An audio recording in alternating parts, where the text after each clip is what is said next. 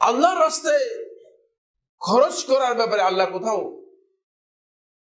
আল্লাহর বান্দাদেরকে এই কথা বলেন নাই যে তোমরা আমাকে সামান্যতম দান দাও, সদকা দাও। বুঝতে পেরেছেন? আল্লাহ বলছেন খরচ করো। কি বলছেন?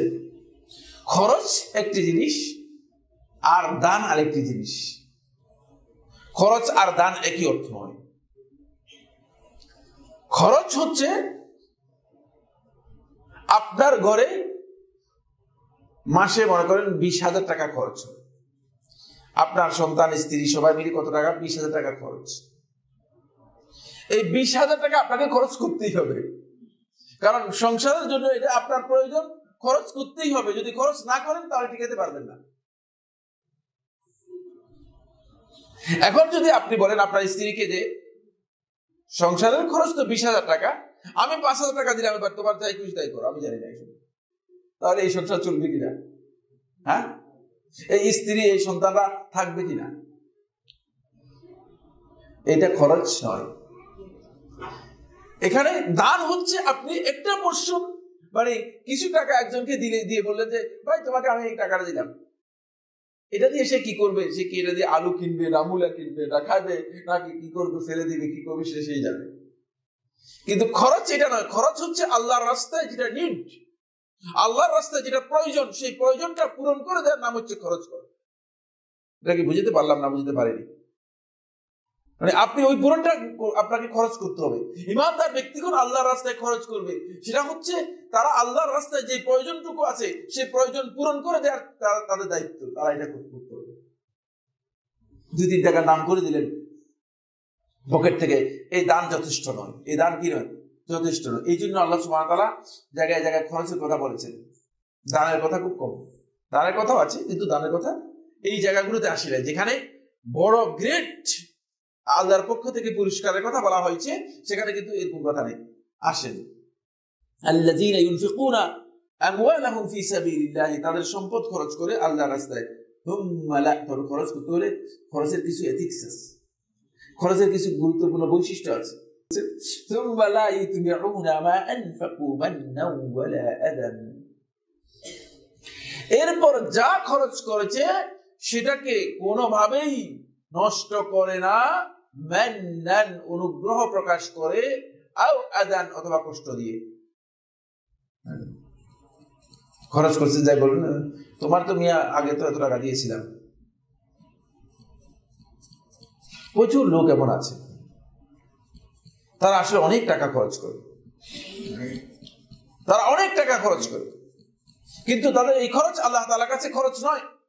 এই খরচের মাধ্যমে আল্লাহ সুবহানাহু ওয়া তাআলা কোরআনে কারীমের এই আয়াতে যে প্রতিশ্রুতি দিয়েছেন, সেই প্রতিশ্রুতি তারা পাবে না। কারণ হচ্ছে হয়তো কষ্ট দিচ্ছে, অথবা কি করতেছে, অথবা অনুগ্রহের বই প্রকাশ করতেছে যে হ্যাঁ আপনাকে তো এত টাকা দিয়েছি, আপনি তো কিছু করতে পারেননি। নাউজুবিল্লাহ। আপনি যখন দিবেন তখন আপনার অন্তর থেকে এই টাকার সবকিছু বের করে দিবেন। বুঝতে পেরেছেন কিনা? যে এটা দিয়েই দিয়েছি, সুতরাং এই টাকা সম্পর্কে আর কোনো কথা নেই, এই টাকা সম্পর্কে নেই আর কোনো কথা নেই। যদি আপনি সেভাবে দিতে পারেন, কোন অনুগ্রহ প্রকাশ, কোন কষ্টের মাধ্যমে যদি সেটাকে আপনি কি করেন, নষ্ট না করেন, তাহলে লাহুম আজরুহুম ইনদা রাব্বিহিম, তাহলে তাদের প্রতিদানটা আল্লাহ তাআলার কাছে তারা পাবে। এটা আল্লাহর কাছে জমা থাকবে। এটা কার কাছে জমা থাকবে? আল্লাহর কাছে। এই প্রতিদান আল্লাহ রাব্বুল আলামিনের কাছে জমা থাকবে, আল্লাহ তাআলার কাছে। তারপরে আল্লাহ তাআলা বলতেছেন ওয়ালা খাউফুন আলাইহিম ওয়ালা হুম ইয়াহজানুন, লা খাউফুন আলাইহিম, তাদের কোনো ধরনের ভয় থাকবে না, ওয়ালা হুম ইয়াহজানুন, তারা কোনো ধরনের দুশ্চিন্তাগ্রস্ত হবে না। এটা হলো ইনফাক ফি সাবিলিল্লাহ, আল্লাহর রাস্তায় খরচের বিষয়। বন্ধুগণ, আল্লাহর রাস্তায় খরচ, এই কাজটি অত্যন্ত কঠিন একটি কাজ। আমরা সব কাজেই মূলত প্রয়োজনে আপনি সারা রাত দাঁড়িয়ে থাকতে পারবেন। আমি যদি বলি সারা রাত দাঁড়ান, আপনি জান্নাত পেয়ে যাবেন, আপনি সারা রাত দাঁড়িয়ে থাকবেন। কিন্তু আমি যদি বলি আপনি জান্নাত পাবেন, আপনার সম্পদের মানে অর্ধেক সম্পদ আপনি বিতরণ করে দেন, অর্ধেক সম্পদ আপনি দিয়ে দেন, তখন আপনি বলবেন ভাই মাফ করেন, আমি চিন্তা করি একটু।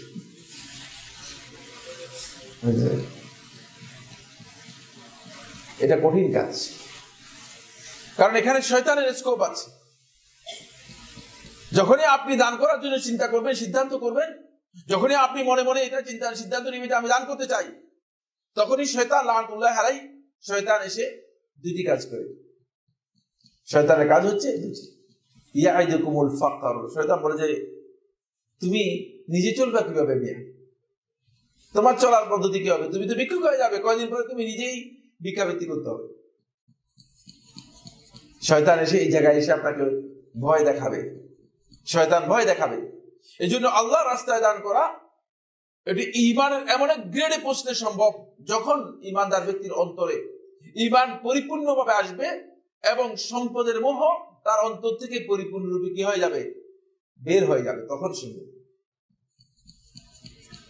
এই কারণে আল্লাহ সুবহানাহু ওয়া তাআলা হাদিসে কুদসির মধ্যে বলেছেন, ইবনে আদম, হে আদম সন্তান, আনফিক উনফিক আলাইক, তুমি খরচ করো আমার জন্য, উনফিক আলাইক, তাহলে আমি তোমার জন্য খরচ করব, আমি তোমার জন্য খরচ করব।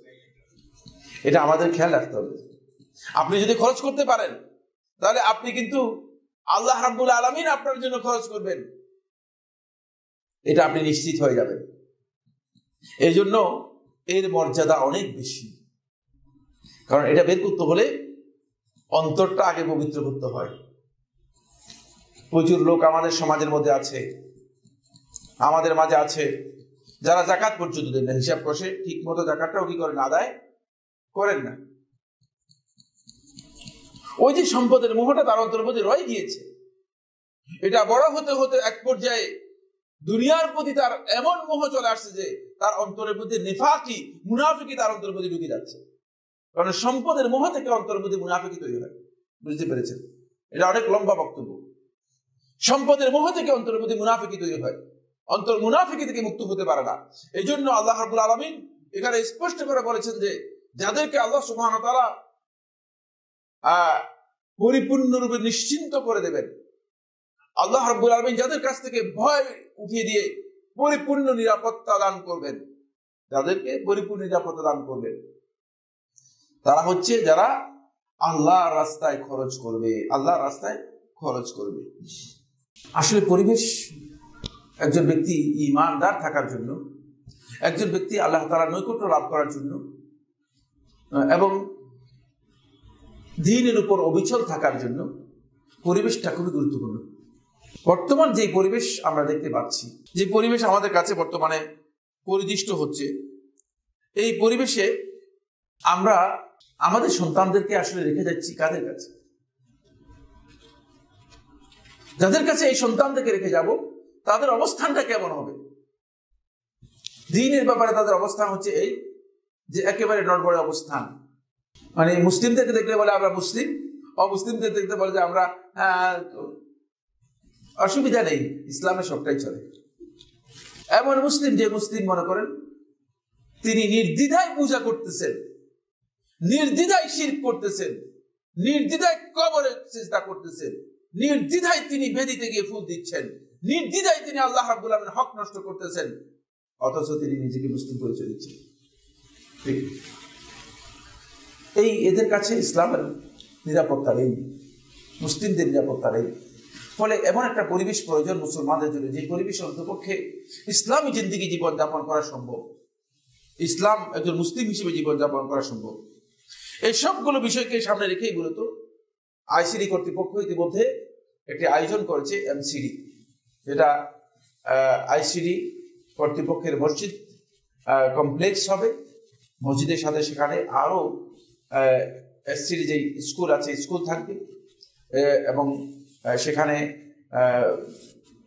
আরো অন্যান্য যে সমস্ত দাওয়াতি কার্যক্রম আছে সেই দাওয়াতি কার্যক্রমগুলোকে যথাযথভাবে পরিচালনা করার জন্য সকল প্রকার ব্যবস্থা থাকবে।